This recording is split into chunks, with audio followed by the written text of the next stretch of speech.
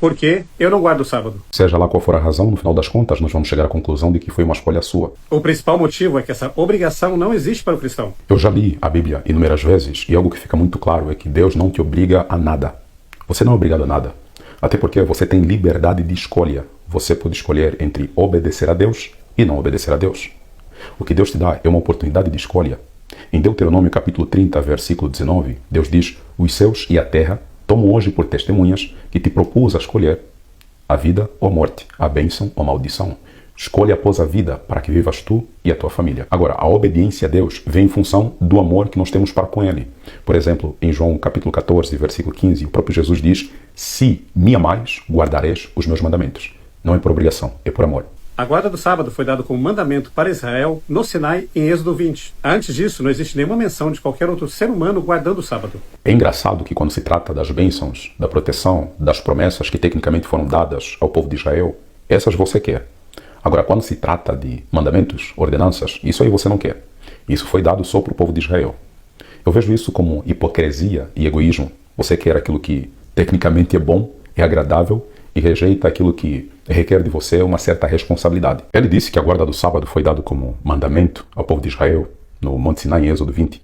Só que quando você lê Êxodo 20, do versículo 3 ao versículo 17, você percebe que não foi apenas o mandamento do sábado que foi dado ao povo de Israel. A questão é, por que você guarda hoje? Eu acredito que em algum momento você vai usar o argumento de que esses mandamentos foram reafirmados no Novo Testamento. Vamos lá, você mencionou a questão de que antes de Êxodo capítulo 20, do versículo 8 ao versículo 11, você não tem menção de nenhum ser humano guardando o sábado. Isso é mentira. Se você ler Êxodo 16, do versículo 22 ao versículo 23, você vai ter menção do povo de Israel guardando o sábado antes de Moisés apresentar os 10 mandamentos. Não vamos muito longe, vamos começar do começo. Se você for em Gênesis, capítulo 2, do versículo 1 ao versículo 3, você vai ver que o próprio Deus guardou o sábado. E aqui você não tem como negar. Mas aqui o sábado não foi dado como ordenança. O melhor ensinamento que um pai pode dar para o filho é o exemplo. Então, se Deus abençoou, santificou, ou seja, separou o sábado dos demais dias, e o sábado carrega justamente esse significado descanso.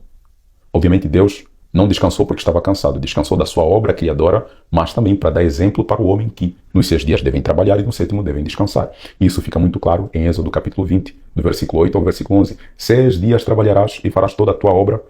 Veja a correlação. Porque em 6 dias fez o Senhor os céus e a terra e tudo que neles há, mas no 7º dia descansou. Se isso não está claro para você, aí já é papo de transformação da mente, transformação das funções cognitivas. Fora Gênesis capítulo 2, do versículo 1 ao versículo 3, você tem Gênesis 26, do versículo 5, onde diz que Abraão guardou os mandamentos. A questão é, que mandamentos? Tenha muito cuidado com esse tipo de separação que alguns cristãos criam.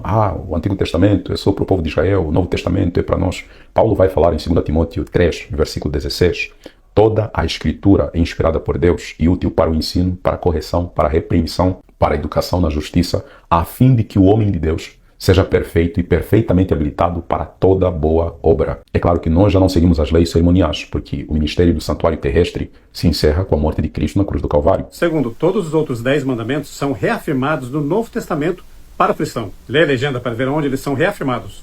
Terceiro, Paulo deixa bem claro que ninguém deve ser julgado pela guarda ou não do sábado. Em Colossenses 2,16. Essas coisas, incluindo o sábado, eram apenas sombras daquilo que haveria de vir.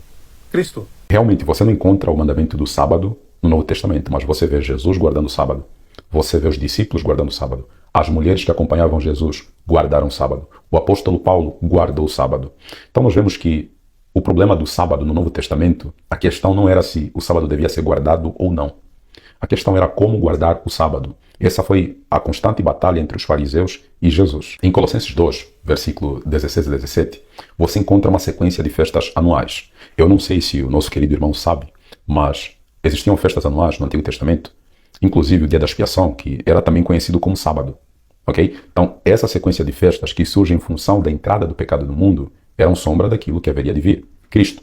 Agora, se você parar para pensar no sábado semanal, ele surge antes da entrada do pecado no mundo. Gênesis capítulo 2, do versículo 1 ao versículo 3. Então não faz sentido a morte de Cristo na cruz do Calvário anular algo que vem antes da entrada do pecado no mundo. Agora, de fato, nós não devemos julgar ninguém no sentido de condenar, decretar que aquela pessoa está perdida pelo fato dela guardar um dia que não seja o dia ordenado pela própria Bíblia. O que nós devemos fazer é orientar de acordo com a Bíblia que dia ela deve guardar. Mas no final das contas, a escolha é da pessoa. Se ela quiser guardar, guarda. Se ela não quiser guardar, também não guarda. Mas tem que estar ciente que vai responder pelas suas ações. Simples assim.